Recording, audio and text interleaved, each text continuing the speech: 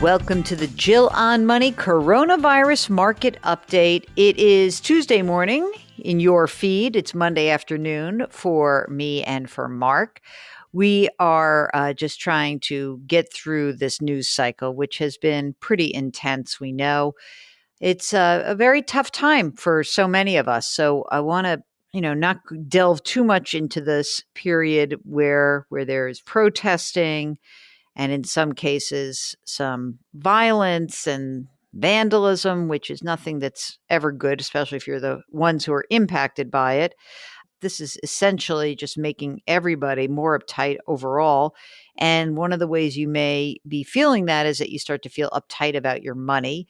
And maybe you look around and say, how could we have 4 or 5 days where there's civic unrest and markets don't move? And I don't know. I don't know the answer to that. I feel like something's got to give. I'm just not sure where it's going to give.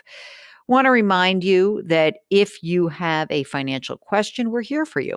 Our email address is askjill@jillonmoney.com. askjill@jillonmoney.com. I found this data, Mark, that's from a poll from SoFi. 7 in 10 Americans worry they will never be financially independent. That is unbelievable to me. 59% say they don't even know about their own financial situation today. They want to learn more about their finances, but it's all your parents' fault because 72% of respondents say they feel like their parents didn't teach them enough about their finances. Don't blame your parents. Come on, get on it. Okay. I got a question from Christina. The first part of her question was that she saw one of the segments, I guess it was probably one of my Sunday morning segments, where there was a tiny rainbow flag in the background. And she goes, "What? You kidding me? Is she?" Anyway, happy Pride Month, everybody. I'm out and I'm proud, so get over it. All right, let's get on to Christina's question. Let's see. She says, I like the Q&A. I'd love more of your personal analysis of macroeconomic shifts and market dynamics, as well as more ear-to-the-ground interviews like the one you had with your friend at LinkedIn. Okay. Yeah, Mark says we do need to sleep, but we'll get there. We're trying to get more interviews in the can. Okay. Anyway, she says, I take 2 one-hour walks every day. I need you to be more than 10 minutes, Jill. But alas, my podcast question. Okay. Christina, 43. She works for herself as a consultant. And so she says, I lean on conservative investments. I've got $1.25 million in cash and CDs right now. I took nearly all of my money out before the downturn. How about that, Mark? I know the market timing doesn't work, but I guess for Christina it did. I've got another $1.5 million in real estate with a $500,000 of mortgage debt. Very cheap, 2.875%. I make about $350,000 a year. My expenses are around $70,000 a year. But I may head into semi-retirement and only work select projects in the near future, maybe 1 to 5 years. My point of view, I view my income almost like a hybrid car.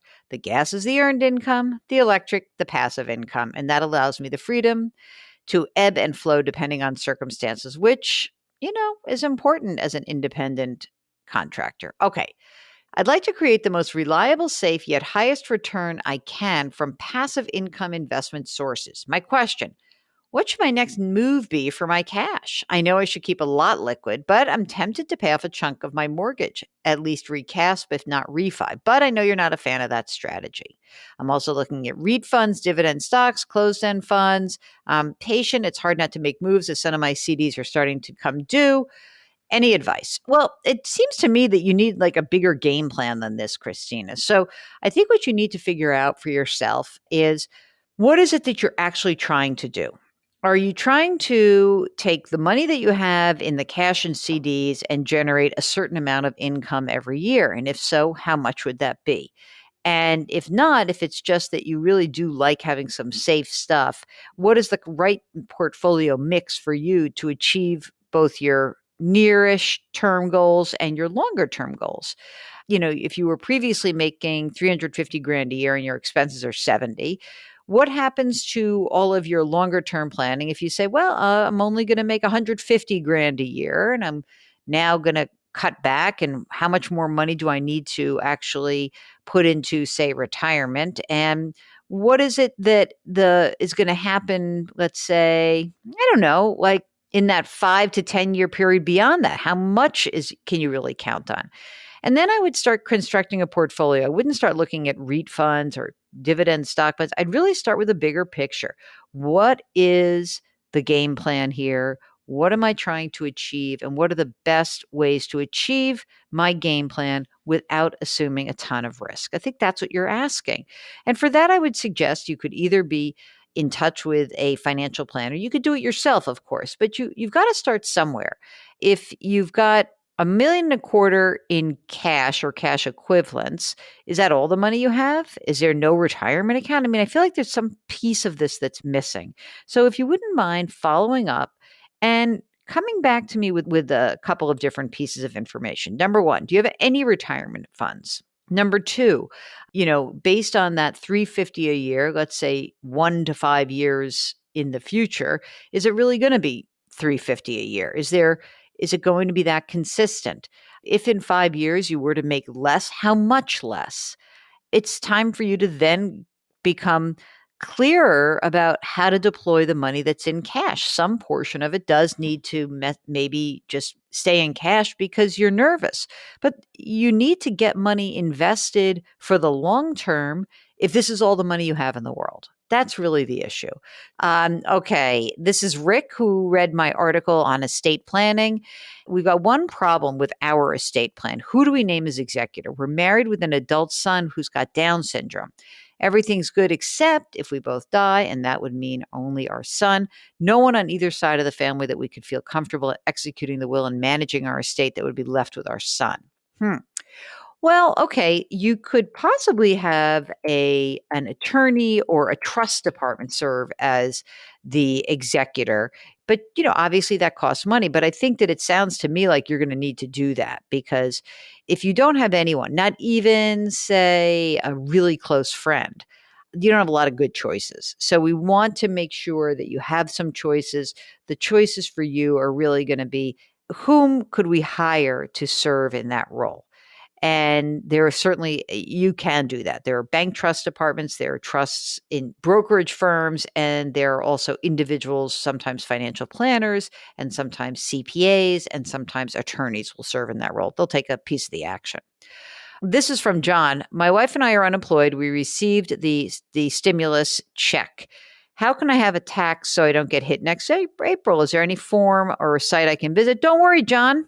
No tax on that stimulus check. Isn't that nice? Phew, one less thing for you to worry about.